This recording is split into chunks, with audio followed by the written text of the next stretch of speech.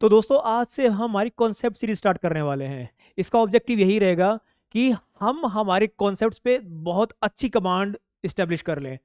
देखिए, जब हमारी कॉन्सेप्ट्स पे कमांड अच्छी होगी तो हमको थ्योरी भी अच्छे से समझ में आएगी, और जो भी करंट से एग्जांपल्स हैं उसको भी हम प्रॉपरली इंटीग्रेट कर पाएंगे हमारे आंसर्स के अंदर, क्योंकि हमारी कॉन्सेप्ट्स पे कमांड है।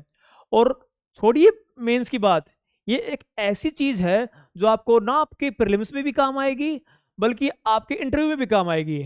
अगर आपके कॉन्सेप्ट्स प्रॉपरली क्लियर हैं तो आप कोई भी आपसे क्वेश्चन पूछा जाए आप उसको प्रॉपरली विद कॉन्फिडेंस आंसर कर सकते हैं। सो आज पहला कॉन्सेप्ट हम डिस्कस करने वाले हैं, और वो है आइडियोलॉजी। कि भाई आइडियोलॉजी क्या होती है, व्हाट इज आइडियोलॉजी। अब डी ट्रेसी ने तो इसको कहा है कि it is science of ideas. अब हम थिंकर्स वगैरह की बात नहीं करेंगे यहाँ पे, हम प्योरली उसको आसान भाषा में समझने की कोशिश करेंगे कि भाई वो कॉन्सेप्ट क्या है और हमको क्या बताना चाह रहा है। सो आइडियोलॉजी को अगर हम एक बेसिक डेफिनेशन इसकी देखें तो उसको ये कहा जाता है, it is a coherent set of ideas that provides a basis for organised political action. So पहली चीज यहां पे क्या है, सेट ऑफ आइडियाज। तो भाई कुछ आइडियाज हैं जो हमको एक प्रकार से फ्रेमवर्क देते हैं किसी भी पॉलिटिकल एक्शन को लेने का। हम उस पॉलिटिकल एक्शन को क्यों लें, why should we take that political action. अब political action with respect to what, fine. आप किसी चीज के अंदर you are firmly believing in that. For example liberals है, लिबरल्स की आइडियोलॉजी है, they believe firmly in individual liberty. अब इसको समझना आप, अब ये फर्मली बिलीव करते हैं इंडिविजुअल की लिबर्टी के अंदर। अब जो भी एग्जिस्टिंग पॉलिटिकल सिस्टम है उसके अंदर लिबर्टी को अगर प्रॉपरली मेंटेन किया जा रहा है तो ये आइडियोलॉजी क्या करेगी, they want to preserve that, कि भाई लिबर्टी को प्रॉपरली वहां पे प्रिजर्व किया जा सके। जो भी मैकेनिज्म है, जो भी इंस्टीट्यूशनल मैकेनिज्म है, जो भी गवर्नेंस सिस्टम है, वो ऐसा इस्टेब्लिश करके रखा जाए ताकि इंडिविजुअल की लिबर्टी को प्रॉपरली मेंटेन किया जा सके वहां पे। तो जो एग्जिस्टिंग पॉलिटिकल सिस्टम है उसको वो स्ट्रेंथन करने की बात करेंगे, वो स्टेटस को मेंटेन करने की बात करेंगे। अगर ऐसा नहीं है, अगर इंडिविजुअल की लिबर्टी प्रॉपरली इस्टेब्लिश नहीं है तो वो चाहेंगे कि उसको चेंज कर दिया जाए, उसको बदल दिया जाए। उसके बारे में भी वो आर्ग्यूमेंट्स देंगे, और अगर बदलना कैसा है, कैसे है, तो उसके लिए वो प्लान ऑफ एक्शन भी देंगे। तो ये प्रॉपर फ्रेमवर्क होता है हर चीज का। इस आपके पास में हर सवाल के जवाब हैं। जब भी आप अपनी बात को लेके जाते हैं किसी के सामने, when we say that I have some ideology, तो मेरे पास में वो पर्टिकुलर फ्रेमवर्क भी है जो मैं चाहता हूं कि मुझे इस टाइप की चीजें चाहिए हैं किसी पॉलिटिकल सिस्टम के अंदर, और ये मुझे इसलिए चाहिए हैं, मेरे पास ये रीजन है ऐसी डिमांड रखने का, और मेरे पास में ये सेट ऑफ मैकेनिज्म है जिससे मैं इसको अचीव कर सकता हूं।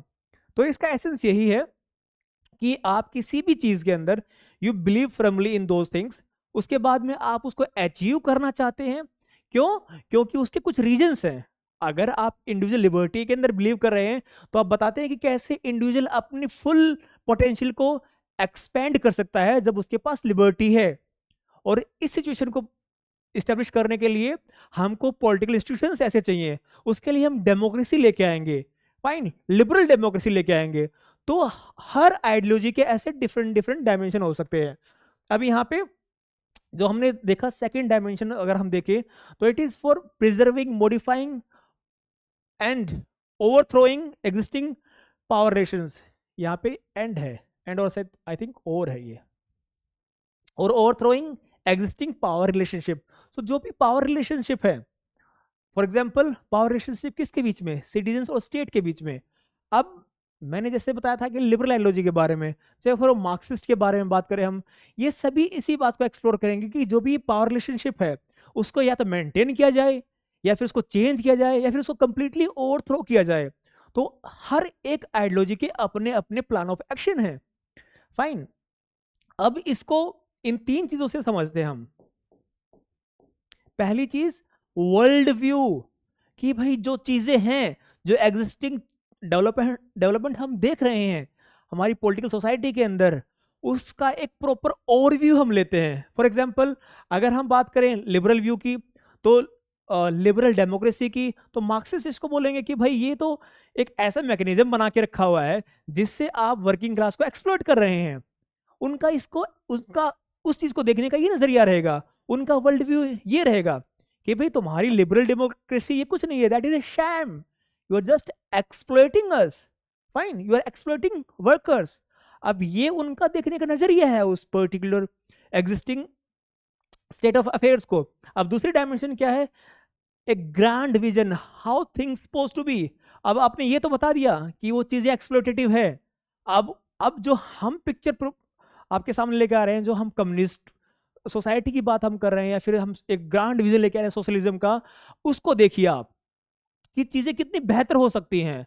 जो अल्टरनेटिव आइडियोलॉजिकल स्टैंस होगा वो अपने आप को सुपीरियर बताएगा, चाहे वो लिबरलिज्म हो चाहे वो मार्क्सिज्म हो, they will always try to justify that we are superior, हमारे पास एक ग्रैंड विजन है।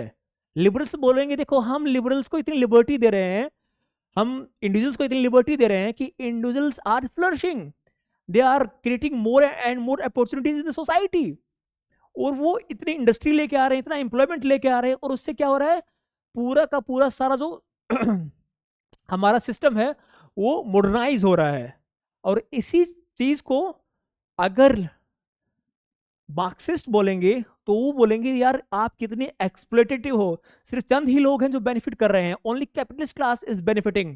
तो सबका अपना अपना ग्रैंड विजन है, अपने अपने तरीके हैं उस ग्रैंड विजन को अचीव करने के लिए, जो हम देखेंगे तीसरे डायमेंशन के अंदर, that plan of action, how political change should be brought about.